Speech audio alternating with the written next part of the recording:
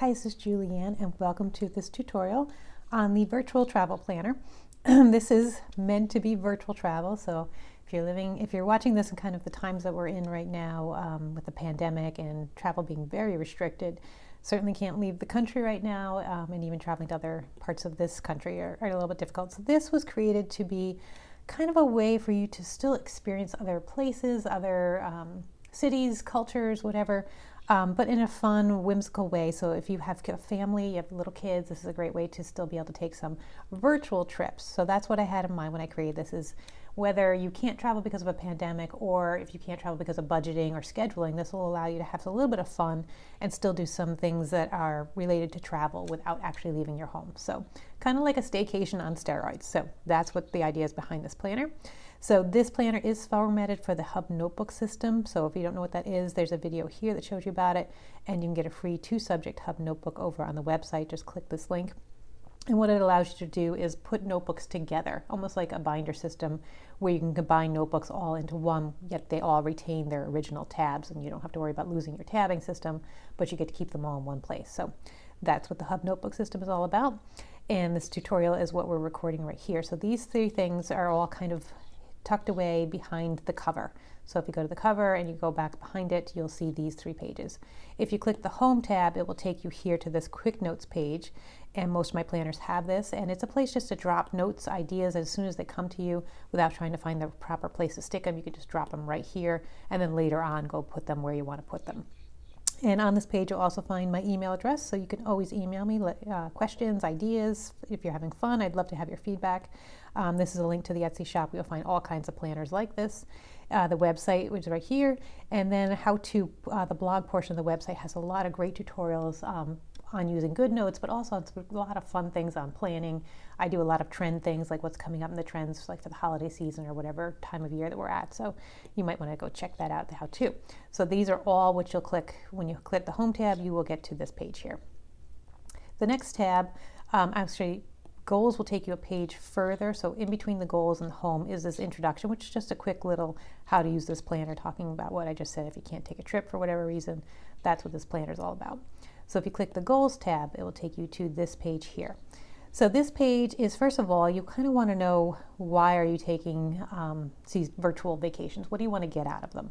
So some of the benefits, like strengthening family bonds, local and long distance. So say you have a relative halfway across the country that you cannot visit because of the pandemic or just because your schedule. There's a way that you can just create a fun event with them so that you're experiencing their city and you're talking about their restaurants and maybe having the cuisine at their favorite place, or if there's a site that's around them. Maybe they get to travel to a really great waterfall. They can FaceTime you from that waterfall or something like that. So you can really come up with some real creative ideas to work with family long distance. For my family, when we couldn't see each other, we actually had virtual bingo. So that was one of our events where we all got on FaceTime and we were calling out the letters and everybody had their bingo cards, and it was kind of fun. So there's definitely things that you can do to strengthen bonds, local and long distance. So that's one of the benefits. You can improve or increase communication and cooperation. So if you have family members that all get involved in this, it can be a lot of fun. If you have kids, they can be researching different parts of your overall plan and really get involved. So you can have kind of that cooperation and the communication aspects by getting everyone else involved. This doesn't have to be all you. And as you see, it can get very intricate. So you may want to really involve your family members to have some fun with that. Create a unique learning experience. I don't know if your kids are home, if they're homeschooling, and if you don't have kids, it's always time for learn for you as well. So why not learn about a culture if you can't get there? Maybe you can learn a few words about a different language. You can learn a little bit about their customs. You can really have some fun with this. So it's a unique way to learn, so that you can't actually go to the country, but that doesn't mean you can't learn to experience some of the things that would have happened had you been able to travel there. Create lasting memories. This is a big one. Your family will definitely remember these kind of events. The more your imagination, and that's your next one is enhance creativity and imagination, these work together. The more your imagination kicks in and you really have fun with this, the more you'll create some major lasting memories. I've had a lot of fun creating different kinds of events for my family, and I haven't done a lot of virtual travel trips yet, and that's something that we're going to dive into next because we can't travel. But it does create a lot of fun memories to go through this process. And you can teach planning and research skills. So even though you can't take trips, you can teach your kids how to research places to stay, how to research things to do, how to find best prices. So even though you're not taking the trip, you could still go through the exercise as if you were and teach them how to plan and research for trips. And obviously you can explore other cultures, which is kind of accepted or expected. And then any other ideas. So these are just some of the benefits. So obviously write your own if you have some others. But this is, it's not just to address boredom. It's really, you can do so much with taking a virtual trip. Obviously the real thing is great, but this won't cost you anywhere near the amount of money or the amount of time, vacation time. So really think about doing virtual travel. Even when the ability to travel happens again, you could still do some other things that maybe don't fit in your budget or your schedule. You could still do them virtually. So keep that in mind. And then just start off, how many virtual trips would you like to go on? Maybe you want to do one every 3 months or 4 months. There's enough here for 12, but that doesn't mean you have to do them all in 1 year. You don't have to do one trip every month. I think that'd be a little overwhelming. But you might want to do 4 this year or something like that. So put that in just to give yourself a target so that you can space them out, because when we get to the calendar page, you'll see you have a chance to space them out. And then what other goals or targets do you have? So I've given you just some ideas here. So maybe you want to do a trip with a non-local family. Maybe you have cousins or an uncle across the country that you want to be able to spend some time with. So you're going to create a virtual trip talking about them and some of the things that they would do in their city. Maybe you want a romantic trip just with your spouse. If you really can't get away, you could still plan a really romantic. You could do a whole Paris trip from your living room. So definitely something you could think about. And maybe you want to do an event that's just for your kids. So it's really themed. The Disney theme's always obviously popular, but also very, very easy. There's a lot of things that you can find for that. So just be thinking about some of the targets you have here. If you're going to do 4 events, what are they going to be? One just for you and your spouse, one for extended family, one for your kids, and maybe a girls' night, type of thing, something like that. So think about what some of your goals are, and that's what you'll find here in the goals tab. The next tab is your ideas tab. And here's where you'll be able to just put, where are some of the destinations. So this is where you're looking for ideas. And it's nice when you do virtual travel, then the whole world becomes a possibility, right? You might say, I live in New York, and the idea of going to Australia is like, well, scheduling wise, sitting on a flight that long and the kind of money that would take, that's not something I would do. But hey, I could possibly do it virtually. So anything now, the whole world opens up as possibilities. So say you really wanted to go to the city, New York City, or you really wanted to go to California and it just wasn't in the cards for you right now. You can do a virtual trip. You can go anywhere. You can go to Dubai. You can go to Paris. You can go to Italy. Whatever you want, you get to put that in here. So just brainstorm all the ideas. It doesn't have to be just the 4 or whatever, however many you're planning this year. You can put in a whole bunch and then come back and do them later. So that's what you do in your ideas tab. In the next tab, this is your calendar tab. This is your year at a glance. So what you want to be thinking about is, okay, if I want to take a trip in March, maybe I should start planning in January and February. So if you want to do 4 trips a year, these might be your planning months and these might be your actual trip months. So this just gives you an idea to say, I'm going to plan here, travel here, or I'm going to travel here, so I'm going to do my planning here. However you want to break it up. This is just an idea to get yourself organized. And then your notes tab, this is a page that you might want to be copying a lot. So obviously, you just go here and you copy, and you can copy this page over and over and put it where you want. But you're going to probably take a lot of notes as you go through this. So there's just a blank notes page for you to put whatever you want. So that's what you'll find here. So now we go into the heart of the planner. So again, there's 12 and they're all the same as this one. So here you're going to write your destination. So this is trip number 1. What's your destination? And you're going to take some research notes. And again, you can either use the notes page or keep duplicating this page to come up with ideas. So what is it about your destination? Are there tourist sites? Are there movies and videos about that site? Are there books that you could read, websites and activities, things like that? So you're just going to start dropping down. And the nice thing about doing digital planning is you can be dropping links in here. So you can copy and paste links in so you can quickly go back to different ideas, different sites, and do some research on them. And you want to just kind of come up with ideas. Like if you're going to Paris, obviously the Eiffel Tower, but is there maybe a documentary on the Eiffel Tower? Maybe you want to learn a little bit about French, so you're going to pick, 50 French words to learn or something like that. French menus, French ideas. So you're going to just jot down everything you want. And again, keep copying this page or using the notes page just to brainstorm, brain dump ideas. I wanted to keep this planner light, so I didn't want to give you a lot of pages, knowing that you can just easily copy them. So that's why you have this. So this is to gather all your ideas of places you want to go. And then on the next page, there's ideas of, okay, what menus you want. And we'll go through a whole idea here so that you can see how it comes together. If you need to shop for anything, if you have any to-dos, and then any props. So let's kind of take this as a whole. So Well, actually, let's go through the next page and then we'll go backwards. So, and this is your itinerary. So when are you taking this trip? How many days is it going to be? And then what are you going to do each day? So again, you could copy this if it's more than a 1-day trip. So you're going to go here, you're going to go here, you're going to go here, you're going to eat here. So you can really plan this out. So now let's go in deep and let's use an actual idea. So let's say that this is going to be a kid's trip, because that's something most people can relate to as far as, let's use Disney because people are aware of it. So what are some of the things that you might do to make this a real trip? So you've got little kids, you want to get them involved. What could you do? Well, some of the things you could do is you could actually pack, right? So you could go through and say, I'm going to actually have my kids pack a suitcase and they can only wear the clothes that they've actually put in their suitcase for this trip. So that's just a fun thing. So if you think about a trip, what are some of the things that you have to do? Well, you have to pack, you have to travel, you have to go buy tickets, you get to do destination things. So those are some of the things you can really put in your to-do. Is like, okay, we're gonna actually pack our suitcases. Another thing, when you go traveling, you stay in a hotel, right? So what can you do to make your kids feel like they're sleeping in a different spot? Could they switch rooms with one another? So you bring your suitcase and the brother goes in one room, the sister goes in the other room, and they flip-flop rooms. Or maybe they all take sleeping bags and they all sleep in your room on the floor with their suitcases. Or maybe they all go live in the living room for the week. Or if it's summer, maybe they're all out in tents and they're camping. Or if it's winter, maybe if you have a Christmas tree up there, they're going on a Christmas trip and they're sleeping around the tree. Just think of things that they can do so that their sleeping situation is a little bit unusual, so it's like they were in a hotel.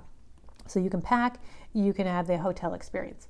What about, when you go to Disney, like there's a lot of things, there's so many rides and things like that. So you can do some research on some of the rides. Pirates of the Caribbean.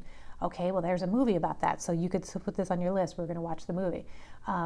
My kids had the Magic Kingdom board game. They loved that. So you maybe go out and pick up a board game. We also had Disney Bingo, video bingo, which was a lot of fun. You actually put a DVD into the player and you played bingo, and it had like clips from different movies, things like that.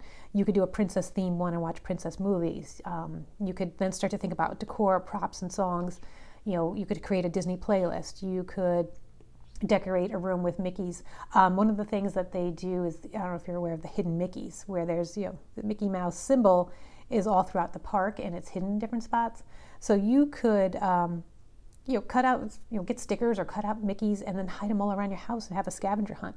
I mean, there is so much you can do once you really start to get creative. So think about the trip from the packing experience, the hotel experience, the things to do experience. Then think about the menus. Okay, when you go to Disney, it's all kind of, fast foody, it's hot dogs and chicken fingers and turkey legs, but you could do, Mickey-shaped pancakes or Mickey-shaped cookies. You could definitely find different cookie cutter molds and things that are Disney related. You could just have Disney plates. It really doesn't have to go too crazy, but you can have some fun ideas here that we're going to eat, park food, fried food, I don't know, like fair food or something like that maybe, and just come up with some fun things here. And then as you're doing that, you're going to have to be filling in your lists, and then you're also going to be filling in your itinerary. Part of Disney is standing in line, right? there's a lot of waiting in Disney, but you could have some fun with that. You could have your kids, create a little rope line in your living room. Before they get to play the board game, they have to stand in line for so many minutes, and there's different things that happen while they're in line, or you play a song and they wait for the length of the song before they get to play the game or something like that. Just be thinking about how much of the real experience you can kind of mimic through an imaginary way and give them a fun experience. So that's just one of the things. So let's say instead of Disney with the kids, maybe it's a romantic thing and you want to do a Paris theme. So you could look up some French recipes, something that even go online and find a French restaurant and look at what they're serving on the menu and what you might have picked, and then learn how to make it. Or if you're lucky enough to have a restaurant in your area that makes French cuisine, you could order from them and have that as planned. You could again watch movies on documentaries about things that happened in building the Eiffel Tower, or different parts of history, some of the events that happened there. So even if you had your kids and you wanted to get involved, you could do a lot of things about the museums and art exhibits. You could do some songs that are kind of spoken in French. You could watch movies that were set in France or that are about France. And then so there's romantic chick flicks from France, and there's documentaries, and there's historicals. There's so much you can do. So you really it's just up to your imagination. And again, even as adults, you could still do the packing thing. You could still have, maybe in Paris you would have gone for a romantic picnic in a park. Well, find a park by you and go have that romantic picnic. So it's up to you and your imagination how you want to put this all together. So be thinking about what you would see if you were in Paris and start to decorate. You could spend a little money. This is not going to cost you as much as actually traveling. So don't feel like you have to do this on zero budget, but it's certainly going to be less than traveling. So if you say, I want to set a $100 budget, and that includes some maybe some ingredients, or maybe ordering some food out and a couple props, you can definitely do this. Most of the movies and stuff you can find at your library or online for free. Netflix, I'm sure you can find some movies. You can definitely find some songs. Get some candles. If you're gonna have a candlelit dinner, you could do Lady and the Tramp, right? And they had spaghetti, and it's a candlelit dinner between the two dogs. I mean, you can really just have to do a little bit of research, and this is where you can get your kids involved. So when you're here doing your research, maybe you have one child, you just work on tourist sites. So if you're going to do France, what are some of the big sites that we would go see? And then they can collect, maybe there's slideshows already on the web that you could all sit down and watch, and that goes through some of the big sites in France. So the more that they can do the research and help you with this, so maybe another child just researches movies and videos that you're going to watch. Another one, maybe you pick up a book. So you could do a whole Harry Potter theme and do some chapters from the book, and have a whole trip about going to MGM Studios where the Harry Potter themed park is. I mean, it's really up to you. You can come up with some of those really cool things, and maybe each kid takes a different role on different vacations. So one works on tourist sites, but on the next staycation that you plan for them, they work on the movies or the videos or whatever. I mean, it's really up to you, and you just keep using these pages. So again, you have 12 pages to do this. So think about the whole experience, not just the activities, but the whole experience. So how would you pack? How would you travel? Maybe you go for a car ride before you start your staycation.